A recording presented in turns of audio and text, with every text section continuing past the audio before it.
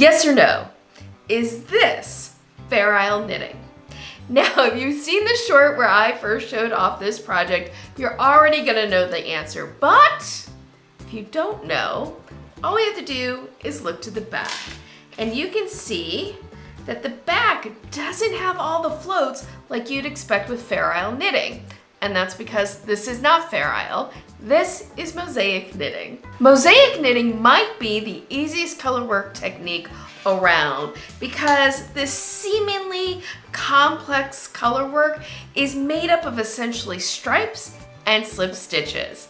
So hit subscribe, give this video a thumbs up, and let's learn all the basics to get started with Mosaic Knitting.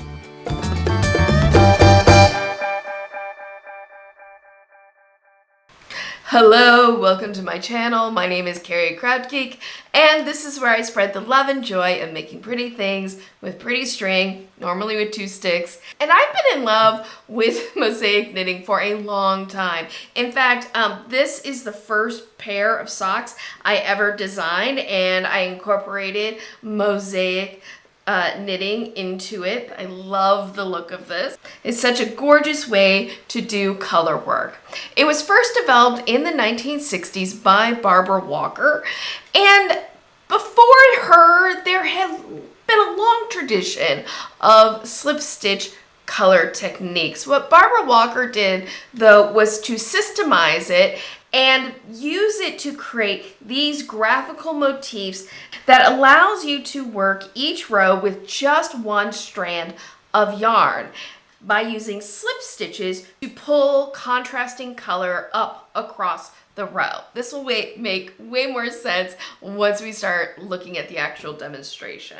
So we're going to cover a lot in today's video, fair warning right now, and I want to just throw in a quick reminder that down in the description box are of course timestamps to each chapter of the video. So if there is something you want to get to quickly, you can find it. Although I always hope that you'll watch through the whole video at least one time, because you never know what neat tip or trick or just funny moment might pop up. But for today's video, we're going to first go over the basic rules of how mosaic knitting works. I'll then demonstrate what it looks like to work mosaic knitting with one color per row. We'll then take a look at how to read the mosaic colorwork charts because it is a little bit different than what you would expect from a traditional Fair Isle or Intarsia chart. And finally, I'm going to have a discussion about some of the resources that you can get if you want to explore mosaic knitting further. In particular, we're going to discuss Barbara Walker's definitive work on mosaic knitting. This book has so many beautiful mosaic motifs that Barbara Walker herself developed. There's also some really problematic motifs in this book. Some of them resemble symbols that we associate with 1930s Germany. That's not to say she sympathized with that era. This is kind of a nuanced conversation. I will explain all of it at the end of the video. However, despite some of Barbara Walker's questionable choices in her designs, mosaic knitting is a great technique worth learning. So let's dive in.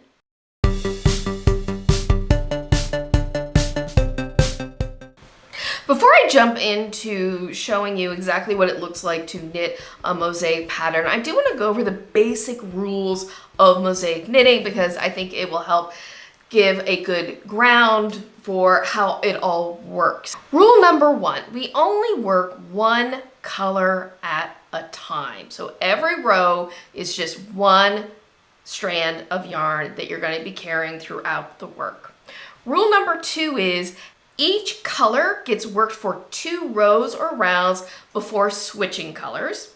Rule 3, stitches are always slipped purlwise when we are doing slip stitch colorwork technique. This, by the way, is a rule that just applies to slip stitch patterns in general, is that you always slip them purlwise unless otherwise noted.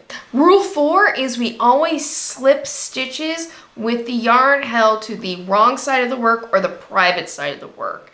Not just to the back of the work, okay? Back of the work is always the work that is facing away from you while you're knitting. So that's a subjective term, but we don't want floats appearing on the public side of the work, so we always hold yarn to the private side when slipping stitches. And rule 5 is we never slip more than about an inch of stitches. One of the things about stranded color work that makes it so approachable is, again, if you look to the back of this, you'll notice there are no long floats to the back of the work, right? I have a couple floats here where I had to slip maybe like 3 stitches, but you're never going to have to slip so many stitches that you get a long float on the back that you have to trap. And so the float management in mosaic knitting is much more simplified than what you find in stranded color work.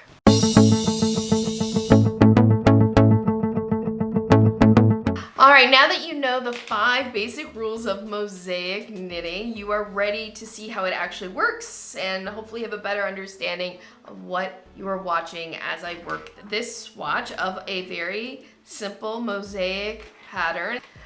You'll notice right now I have both strands of yarn over here to my right, and I'm going to be knitting a light color row. So I'm going to pick up my light colored yarn.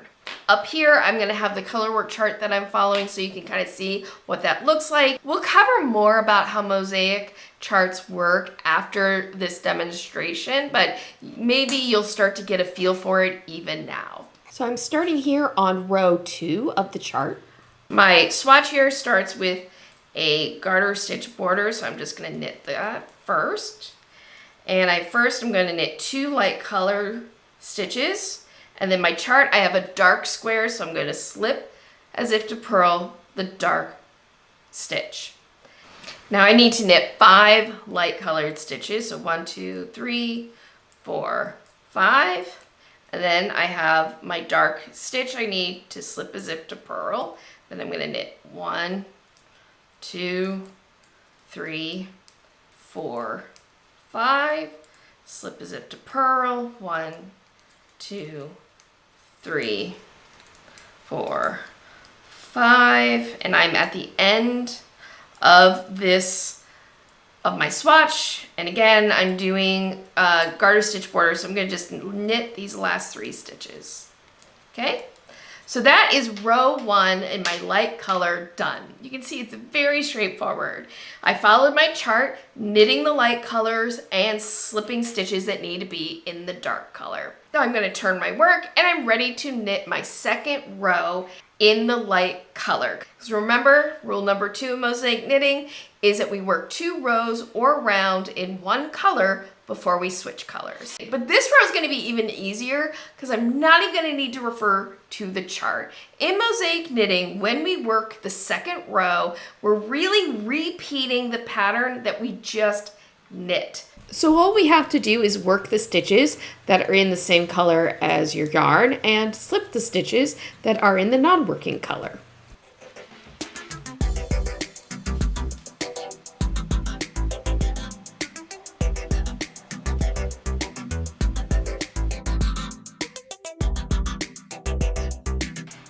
All right, so there it is. With these 2 rows worked in the light color, I would then pick up my dark color to work 2 rows in the contrasting color. My light color is going to be left behind, but not in like a biblical sense. All right, now I need to refer to my chart. And this is important to remember when switching colors. You need to refer to your chart when you are knitting your first row because you're going to be knitting at times into the non-working color. So this first stitch is a non-working color, but on this row, I'm going to knit my next stitch in the working color, but I'm going to slip this next stitch. And then I knit this dark stitch. I'm going to slip the light color, and then I knit 3 stitches in this dark color. Now this pattern is interesting because I'm never going to be slipping more than 1 stitch. That's not always the case in mosaic knitting, but for this particular pattern, it is true that I only ever slip 1 stitch. And there we go. And I knitted 1 row in my dark color. So that's all there really is to mosaic knitting if you're working in stockinette. What do you mean if you're working in stockinette? Well, glad I imagined you asking me that. One of the things that's kind of neat about mosaic knitting as opposed to say Fair Isle or stranded colorwork is you can actually work mosaic patterns in either stockinette fabric or in garter fabric. But when you do work mosaic patterns in garter stitch, there is a slight wrinkle. So on my next row, I'm going to knit it as though we're working garter stitch, and you can see what that looks like.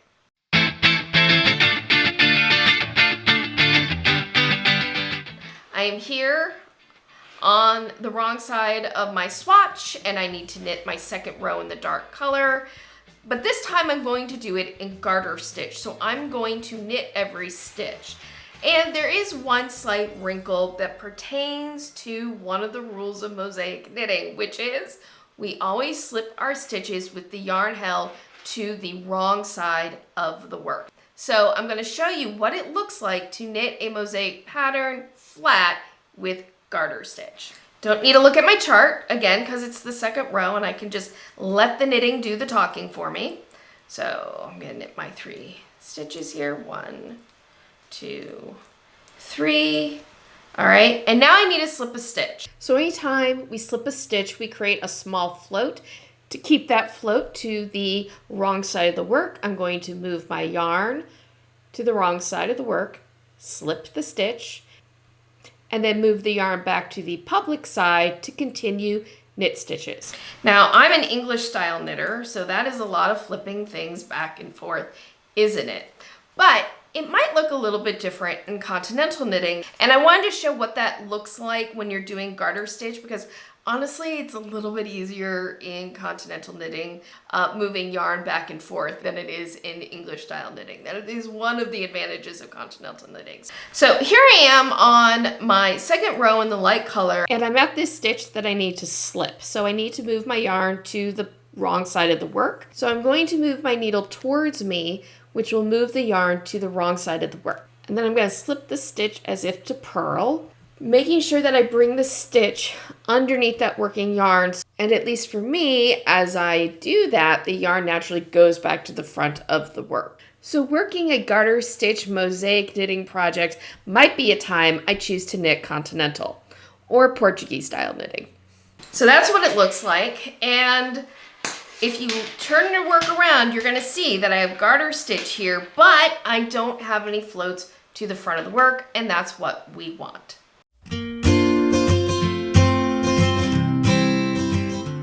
All right, so one of the real benefits of mosaic knitting over stranded colorwork is getting good tension is much easier because you have far fewer floats to manage. That does not mean you cannot run into tension issues with your float. So what's it look like when you have to slip more than one stitch? How can we keep good tension? Well, all we really need to do is take a lesson from stranded colorwork. Let's say that I have to slip these 3 stitches. Okay, 1, 2, 3. This next stitch, I need to be a little bit careful with this float. I don't want the float to cause the fabric to pucker. So to prevent that, I'm going to spread the stitches out on my right needle. Now my float is going to have to carry over a longer distance to make the next stitch, creating a longer float on the back of the work. And it'll give me good tension. And that is a technique you can use for mosaic knitting or for stranded colorwork to have nice even tension on a float that's carrying more than like 1 or 2 stitches. This leads to my next tip with mosaic knitting, which is mosaic knitting, like Fair Isle, really benefits from using grippier needles, because when I spread my stitches out, the stitches stay put. If I'm using round metal needles and I spread my stitches out, well, they just tend to want to scrunch back in again. And it's not impossible, but it's a little bit trickier to use kind of those tensioning tricks when you're using slippier needles. The next tension issue you can run into is carrying the non-working yarn up the side of the work. You probably have noticed, and I have not been discussing, but you might be noticing this first stitch on the right side of my work, I actually have knitted with both strands of yarn. This is actually to help me carry up the non-working yarn along the side of the work and avoid tension issues at the edge. But to show you how this works, I'm here at my first stitch, and I'm just gonna make sure I insert my needle into both those stitches. I'm gonna switch my color. I'm going to knit the one stitch. Before I knit my second stitch, I'm going to bring that non-working yarn to the front, so it's set up for me when I come back to this stitch on the next row. When I come back to that stitch on the next row, I'm just going to knit the last stitch with both yarns. And then it just makes carrying up the non-working color to the side a little bit easier. You don't have to worry about tension issues. It's really nice and flexible off here to the side. So yeah. Now this trick for carrying up yarn along the side is great if you're working flat. But what about if you're doing something like this project where you're doing mosaic knitting and it's in the round? If you look on the back of this, you can see where I carried up the two yarns. But if you look to the front, you don't really notice it at all. And I have pretty good tension at that join spot. Now when I did this, the way I did this is when I would change color, I kind of took a lesson from Intarsia, where I just took my old yarn, I put it over the new yarn, I pick up the new yarn, and I just make sure that I leave enough little bit of tension so it's not pulling really hard on the back, but it's not too loose that the next stitch is sloppy. Now that is basically twisting the yarns. However, I only twist the yarns when I am changing colors, okay? Not when I'm working the second round of a color. All right, if you are enjoying today's video, first of all, please make sure that you give it a thumbs up and share it with your other yarn wrangling friends. And if you'd like to take your support for my channel a little bit further, you can always utilize a YouTube Super Thanks or buy me a coffee through my Ko-fi link down in the description box. This extra level of support really does help keep this channel going. My tips I usually put into what I call the yarn fund, and that fund is what I use to help buy yarn and patterns that I use on the channel for demonstration and for review. And commissions that I get help pay for upgrading equipment or subscribing to services that help me have a viable, as professional a YouTube channel as I can manage as a one-person show, because I do everything. So if you utilize one of those extra levels of support, thank you so much. It is so greatly appreciated.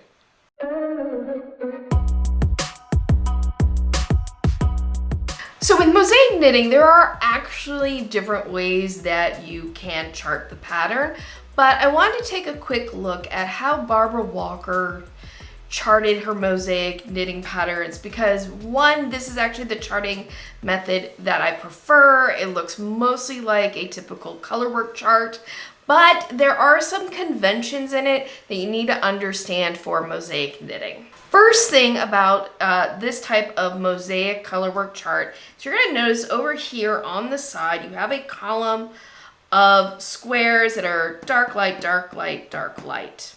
These are not stitches, okay? This is actually a key to tell you which strand of yarn you're going to pick up for each row of knitting. So if I see a dark square here, I pick up my dark yarn. If I see a light square, I pick up my light yarn. But the key is also telling you what stitches to knit and what stitches to slip. You're gonna look and you're like, okay, this is a dark square and these are all dark, so I'll just knit this entire row. And then I get to this next 2 rounds of knitting and it's my light yarn, and I see a light box, I knit that. I see a light box, I knit that. I see a dark box, that dark box represents the non-working color, so that's when you slip, okay? And that's going to switch when you switch colors. So on this row, I have my dark colored yarn, so I'm going to knit the dark squares and slip the light squares. Next thing you're gonna notice is on the chart, there's a number 1 here to the right and a number 2 here to the left. And they're on the same row of the chart. If you're used to Colorwork charts, you know that normally it's 1, 2, 3, 4, where all your odd numbers are every other row of the chart and your even numbers are on the opposite every other row of the chart. But with a mosaic chart, because rows 1 and 2 in any one color are actually the same pattern, you can represent 2 rows in one line of the chart. So you look at row 3 and you're like, you read it from right to left because that's the direction you're knitting. You get to the end, and if you're working flat, you'll turn the work and then you could read the chart from left to right back across. But as we noted when we were actually working the swatch, when you do row 2 or round 2 of your pattern, you don't really need to refer to the chart because the knitting is going to tell you what to do since you are repeating this pattern, right? But it's important to understand this when you're looking at the chart, that in Barbara Walker's charting convention, each row of the chart actually represents 2 rows or rounds of knitting. That being said, when you're first learning how to do mosaic knitting, looking at something like this, it can take a beat to keep it straight in your head. So if it helps you, you can look at the rows and draw in the slip symbols for yourself. So I'm doing light, so this would be a slip stitch. This dark, this would be a slip stitch. This would be a slip stitch. That would be a slip stitch. And you can mark up the chart for yourself if that makes it easier for you to kind of like ground yourself into what's happening until you really get used to this style of knitting. So I want to note one last time, this is one way that you can chart mosaic patterns. You can find different conventions out there. So it's always important to look at the pattern and see how an individual designer is charting out their mosaic patterns.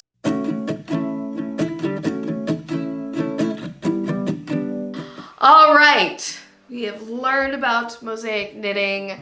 I do want to share with you some resources if you want to dive deeper into this technique. First of all, down in the description box, I will have a list of patterns that utilize mosaic knitting. So if you're interested in trying something out, you can start diving in, because I do think that once you know how to knit, the way to really learn new techniques is to get a pattern and make something. It can be small, it can be big, but that's kind of my favorite way to learn new techniques, is to actually make something utilizing that technique.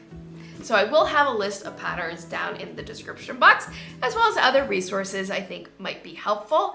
Some of these might have clearly marked affiliate links, so if you utilize one of those affiliate links to do some shopping, I might earn a small commission. All right, with that said, however, there is one resource I need to talk about when it comes to mosaic knitting, and that is this, Mosaic Knitting by Barbara G. Walker. And I have to say, without this book, I wouldn't know so much about mosaic knitting. It really tells you how it works, explains it. The vast majority of this book, however, are graphs and pictures of motifs that she developed. And I wish I could unreservedly recommend this book, but I can't. Because in this book, I'm actually going to turn this over and I'm going to just let you play a game of spot the problematic motif, okay? Personally, I think this is a problematic motif, and I think this is a real problematic motif. And if those also look to you like a symbol associated with 1930s Germany, you would be correct. It does look like that, and it's not an accident. Let me read what Barbara Walker had to say about this. Designs for mosaic knitting tend to show a rectilinear geometry due to the fundamental nature of the technique. Therefore, diagonal lines are suggested by stair steps, and most patterns are based on simple vertical, horizontal motifs such as the square, the cross, the right angle, the fret or key, the feel-faute, the Gamodian, or swastika. Parenthetically, concerning the swastika, it should be noted, for those who know little of its long history except for its unsavory incarnation as a symbol of violence during the 1930s and 40s, that this device is as old as civilization, and in most of its previous incarnations, it has represented a creative force, the sun, the universe, symbolic rebirth, long life, or good luck.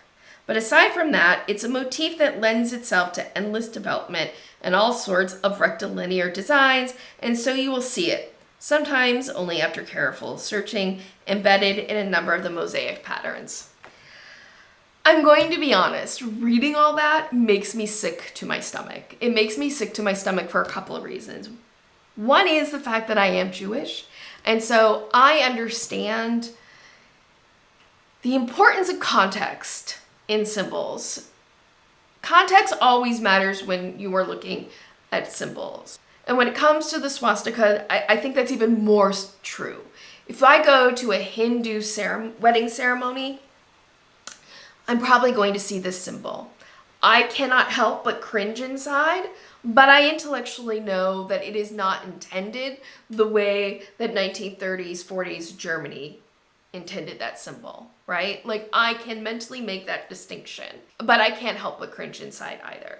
I don't think Barbara G. Walker was using this symbol malevolently. I think that she was misguided.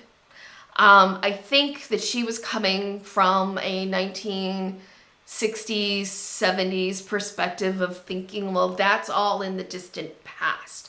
And so I should be able to use this motif the way I want because I'm not intending it the way that it was used in Germany in the 1930s and 40s. The problem is there's a deep, deep, deep insensitivity to this point of view that she represents in the book. She obviously is aware of the implications of these symbols. And when she does briefly mention the issues around this symbol, it is almost in a dismissive manner, as if what happened in World War II is something in the distant past, and it's irresponsible. Because the truth of the matter, the fact is, to this day, we still have people, we still have Holocaust survivors. And to this day, this symbol is still used to terrorize Jewish people. So I really wish somebody had warned me that these motifs are not just accidentally in this book. Am I telling you not to buy this book? No, I'm not telling you that. There's a lot of great motifs in this book. It is a very helpful resource, but I think you should have fair warning what you're gonna find inside and why you're gonna find it, and also why it's problematic. And it's also why, even though I'm sharing this book with you, I will not be leaving an affiliate link or any link for it. You can find it on your own if you want it. But I just can't, in good conscience, recommend this book. And at the same time, I refuse to let Barbara G. Walker's mistakes ruin mosaic knitting for me. It's a great technique. It does not have to involve symbols from a hateful period of history that has continued on through this day.